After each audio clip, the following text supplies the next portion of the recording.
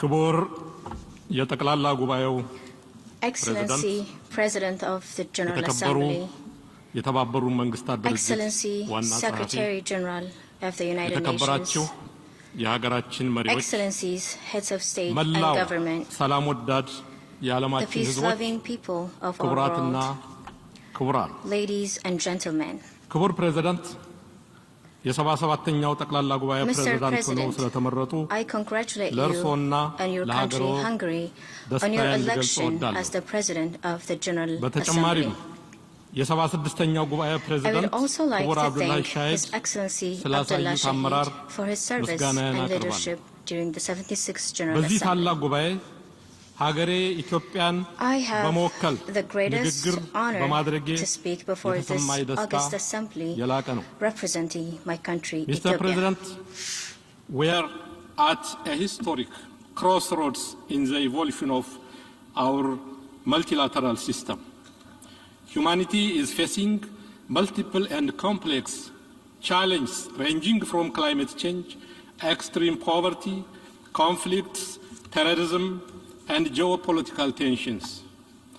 The consequences of these global challenges are of epic proportions and leave adverse socio-political impacts across the world. Nevertheless, international cooperation is not at a level near the gravity of the challenge. Although climate change and the resulting extreme weather conditions occur throughout the globe, the crisis largely affects the minimally resilient and the least responsible for causing the problem. A case in point is our region, the Horn of Africa, which in some part is highly hit by record-level drought while sustaining extreme flooding in other parts. Mr. President, climate disaster and its insufferable impacts are preventable. I therefore make an urgent call to all states gathered here to translate rhetoric into action. We must realize our climate finance commitments to build resilience and mitigate impact. We should act to meet our emission reduction targets. This requires focused coordination, non-politicization, avoidance of securitization, and good faith cooperation among all stakeholders. I must emphasize, Africa is not responsible for the historic emissions that caused the climate crisis. Yet, we are the ones making the most tangible contribution to mitigate the impacts of climate change. In Ethiopia, our afforestation program, the Ethiopian Green Legacy initiative, saw the planting of billions of seedlings and created a strong culture of afforestation. We are also on a path to sustainable energy transformation and green growth. These proactive programs deserve recognition and tangible support. Mr. President, we have a shared planet and a common destiny. Overcoming our collective challenges require concerted efforts and trusted global leadership. We are gathered here because our forefathers, learning from the tragic episodes of human history, decided to establish the United Nations as the guardian of peace. However, we are yet to achieve true universality in the main organs of the United Nations. Africa has no permanent seats at the UN Security Council. Our quest for African solutions to African problems is yet to be given the respect and support it deserves. We believe these considerations underpin the credibility of the Council in the continent. African problems are sustainably addressed when approached in the true context of the region and take full account of the strategic interests and aspirations of the countries concerned. It is only when we do this and uphold regional solutions we could start reducing the proliferation and overextended study of African issues in the UN Security Council. Mr. President, for the past 4 years, Ethiopia has made significant progress in its socio-economic development and democratization. These years have also been compounded by challenges that tested our survival as a nation. In November 2020, the most heinous and treasonous attack was waged against the Ethiopian National Defense Force that protected not only the peace and stability of Ethiopia, but also helped keep peace in other countries on behalf of the United Nations and the African Union.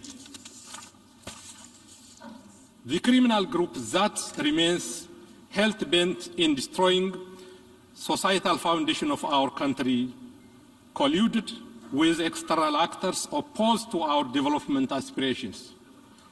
The insecurity this group created has been very tragic and costly. Yet, the government of Ethiopia has earnestly tried to avoid this conflict. Regrettably, our efforts to prevent the conflict from igniting were not successful. Thanks to the resolve and determination of Ethiopians, the designs of our adversaries against Ethiopia's progress have been frustrated. We have also paved a path for peace and recovery, relying on the ability of the peace-loving people of Ethiopia to reconcile, make peace among ourselves, and start the process of healing. We thus call for support to our agenda for peace, reconciliation, and reconstruction. We also urge respect for and support to the EU-led peace process. Any other approach, including the politicization of human rights and unilateral coercive measures, will not yield any positive outcome. Mr. President, the past year has also been a milestone for my country and, we believe, to the entire Nile River Basin. Our project, the Grand Ethiopian Renaissance Dam, commenced lighting our homes and fulfilling our intergenerational aspiration. All the glory and gratitude go to the people of Ethiopia who financed this project. The dividend goes far and wide to the entire region. Taking this opportunity, I reiterate Ethiopia's commitment to equity and cooperation in the use of transboundary rivers and shared prosperity with all riparian countries. We will continue in good faith the trilateral negotiation under the auspice of the African Union to reach a mutually acceptable outcome. Mr. President, over the past 3 years, the implementation of the Sustainable Development Goals encountered serious setbacks. The global COVID-19 pandemic has tested our health system. Global trade in goods and services was halted, causing a great deal of loss to our economies. The response by international financial institutions has been below the required level and did not account for the special vulnerability of least developed countries. As the Secretary General of the United Nations put it, it is necessary to turbocharge the implementation of the SDGs. We call for enhanced focus and support to national efforts to improve agricultural and manufacturing productivity, increase investment, facilitate technology transfer, foster fair trade, redouble debt cancellation, and restructuring and enhance international finance for national priority projects. Furthermore, we should enhance the efforts to combat illicit financial flows, unlawful extradition and trade of minerals, and corruption. Africa's youthful population and its vast natural resources should be a source of growth and better jobs. Africa can be the showcase for green and sustainable development. It can feed and power itself and the world. This requires reform of the global financial architecture to ensure more equitable, speedy, and collaborative cooperation based on the needs and potential of least developed countries. More importantly, we must actively support governments that work to create a conducive environment for the prosperity of their countries. In addition, Africa's effort to chart its destiny must not be complicated by big power competition. Mr. President, allow me to conclude by re-emphasizing the need to scale up international cooperation. The gravity of the challenge we face today demands us to come together in search of collective solution. We need more, not less, multilateralism. We shall continue to uphold our cardinal principles of independence, impartiality, integrity, non-interference, sovereign equality, and non-selective to maintain a working multilateral system rooted in the Charter of the United Nations. We need to reform our global institutions to reflect current realities. We need to make them more representative and responsive to the demands of the time. Only through genuine solidarity and concerted action could we ensure collective security and prosperity. I thank you all for your attention and wish you, Mr. President, a successful term of office. I thank you. አመሰግናለሁ። Agradezco al viceprimer ministro y ministro de Relaciones Exteriores de Etiopía.